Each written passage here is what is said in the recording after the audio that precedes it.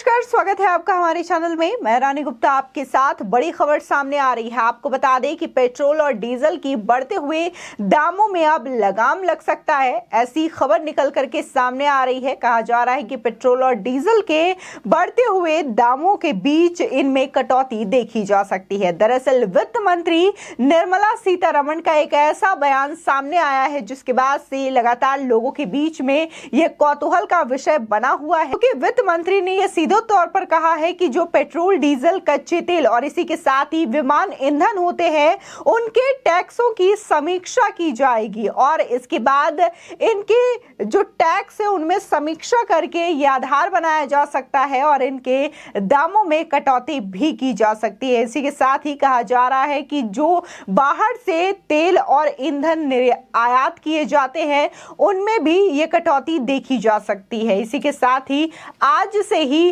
Pre budget को लेकर के निर्मला सीतारमण ने बैठक का सिलसिला भी शुरू कर चुकी है। देखने को मिलेगा कि 2023-24 का बजट अगले साल आने वाला है, लेकिन इससे पहले प्री बजट की प्लानिंग को लेकर के और इसी के साथ ही तमाम बिजनेस ग्रुप से जुड़े हुए लोगों की राय जानने के लिए वित्त मंत्री लगातार बैठकों का दौर शुरू कर चुकी है और आज से ये बैठक शुरू हो गई है।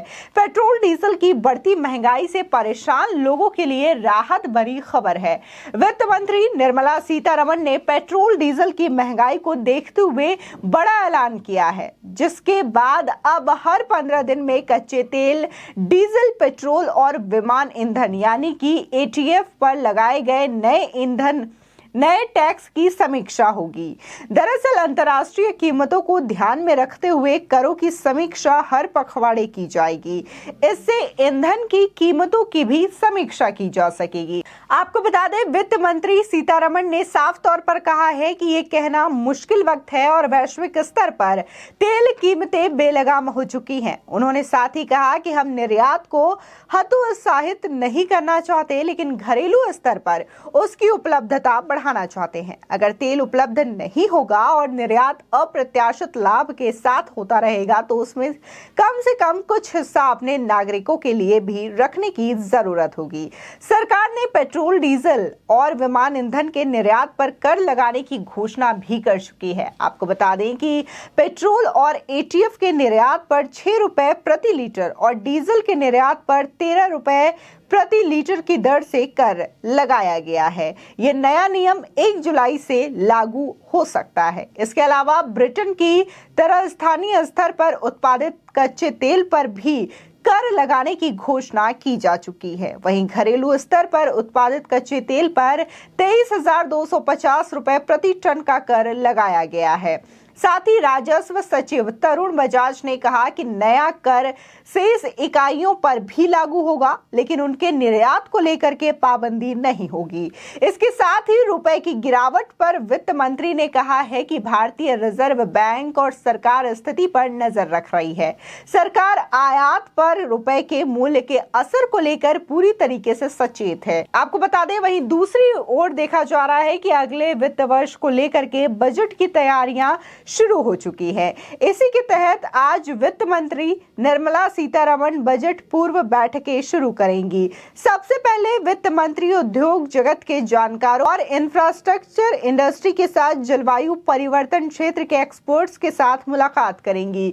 साथ ही वित्त मंत्रालय की ओर से कल ट्वीट करके ये जानकारी भी दी गई है कि बैठकें वर्चुअल तरीके से होगी और इसमें हितधारक 2023-24 के बजट के लिए सुझाव देंगे।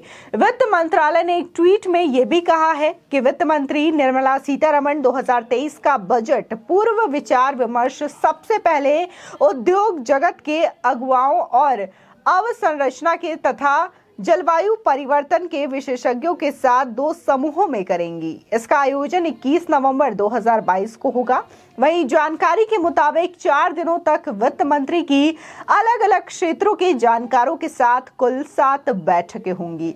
इसके तहत वित्त मंत्री 22 नवंबर यानी मंगलवार को कृषि एवं कृषि प्रसंस्करण सम्मेलन के लोगों और वित्तीय क्षेत्रों एवं पूंजी बाजार के प्रतिनिधियों से भी मुलाकात करेंगी। आपको बता दें कि बुधवार 24 नवंबर को वो सर्विस सेक्टर और व्यापार संस्थाओं के प्रतिनिधियों, स्वास्थ्य, शिक्षा, जल एवं सफाई समेत सामाजिक क्षेत्रों के विशेषज्ञों के साथ भी बैठक करेंगी। साथ ही निर्मला सीतारमण व्यापार संघों के प्रतिनिधियों और अर्थशास्त्रियों के साथ 28 नवंबर को बजट पूर्व बैठक करेंगी। बिजनेस चैम्बर, कृषि क्षेत्र के साथ एग्रो प्रोसेसिंग इंडस्ट्री के प्रतिनिधियों, फाइनेंशियल सेक्टर और कैपिटल मार्केट्स, सर्विसेज और ट्रेड के अलावा सोशल सेक्टर, ट्रेड यूनियनों और लेबर ऑर्गेनाइजेशन के अलावा अर्थशास्त्रियों के साथ बैठक में वित्त मंत्री आगामी बजट को लेकर उनके सुझाव भी लेंगी। इसी के साथ ही आपको बता दें कि वित्त मंत्रालय से मिली जानकारी के मुताबिक प्री बजट बैठक सोमवार को सुबह और दोपहर को 2 चरणों में होगी। बैठक दोपहर से पहले और दोपहर के बाद की होगी। जिस तरीके से पेट्रोल और डीजल को लेकर के बड़ा बयान सामने आया है वित्त मंत्री निर्मला सीतारमण का, तो इससे ये अंदाजा लगाया जा रहा है कि आने वाले समय में पेट्रोल और डीजल के दामों में कटौती भी देखी जा सकती है, क्योंकि अब हर 15 दिनों में कच्चे तेल और जो पेट्रोल, डीजल और इसी के साथ ही विमान के ईंधन होते हैं उनके कर की समीक्षा की जाएगी, जिसके बाद ये अनुमान लगाया जाएगा कि आखिर कितनी ज्यादा इसमें कर लगते हैं और इसकी समीक्षा करने से कितने ज्यादा ईंधन जो आयात होते हैं या फिर निर्यात होते हैं उसमें लगाया जा सके। आपको बता दें वैश्विक स्तर पर अगर देखा जाए तो इस समय तेल और ईंधन को लेकर के ज्यादातर आयात और निर्यात विदेशों से ही होता है। खाड़ी देशों से भारत कहीं ना कहीं निर्भर रहता है कि खाड़ी देश उन्हें पेट्रोल और डीजल और इसी के साथ ही ईंधन निर्यात करते हैं। इसी के साथ ही जो भारत का ईंधन आता है वो कहीं ना कहीं रशिया से भी बहुत ज्यादा मात्रा में आता है और इस समय रशिया की बात की जाए तो वहां पर युद्ध का संकट छाया हुआ है। रशिया और यूक्रेन के बीच युद्ध हो रहा है। इसके बावजूद खाद्यान्न से लेकर के ईंधन तक की निर्यात में कमी देखने को मिल रही है, लेकिन इसके बावजूद रशिया भारत को ईंधन सप्लाई कर रहा है। भारत के लिए कोई ये मुश्किल की घड़ी नहीं है। लेकिन अगर वैश्विक स्तर पर बात करें तो यूक्रेन और रशिया की वॉर की वजह से कई सारी समस्याओं का सामना वैश्विक स्तर पर देखने को मिल रहा है। ईंधन के साथ साथ खाद्यान्न की चीजों पर भी ये असर पड़ता हुआ दिखाई दे रहा है। ये जो युद्ध है वो सिर्फ रशिया और यूक्रेन का ही नहीं है, बल्कि इसकी वजह से पूरे विश्व को इसका खामियाजा भुगतना पड़ रहा है। जहां से रशिया जहां निर्यात करता है ईंधन या फिर खाद्यान्न, वहां के लोगों को इसकी कमी सता रही है और इसी के साथ ही यूक्रेन भी कई देशों को खाद्यान्न चीजें सप्लाई करता है, जिसकी वजह से उनको भी ये मुश्किलें देखने को मिल रही है। अगर हम बात यूक्रेन और रशिया की करें तो लगातार वहां पर बमबारी देखने को मिल रही है। रोज कोई ना कोई ऐसी खबर आती है कि कभी यूक्रेन ने रशिया पर अटैक कर दिया, कभी रशिया ने यूक्रेन को अटैक कर दिया। लेकिन इन सब के बीच में ये पूरे वैश्विक स्तर की परेशानी है। जो युद्ध इन दोनों देशों के बीच में हो रहा है ये पूरे विश्व के लिए परेशानी है। लेकिन इस बीच निर्मला सीतारमण ने जिस तरीके से ऐलान किया है तो इसको लेकर के काफी ज्यादा लोगों के बीच में इस समय खुशी की खबर मानी जा रही है। जिस तरीके से उन्होंने ये बयान दिया है कि आने वाले समय में पेट्रोल और डीजल के दामों में जो करों की समीक्षा की जाएगी तो इससे कटौती देखने को मिल सकती है, क्योंकि लगातार पेट्रोल और डीजल की कीमतें बढ़ती जा रही है और इससे आम जनता कहीं ना कहीं परेशान भी है। फिलहाल आपकी इस खबर पर क्या राय है हमारे कमेंट सेक्शन में जरूर बताएं। आगे की और भी अपडेट के लिए चैनल को सब्सक्राइब करना ना भूलें।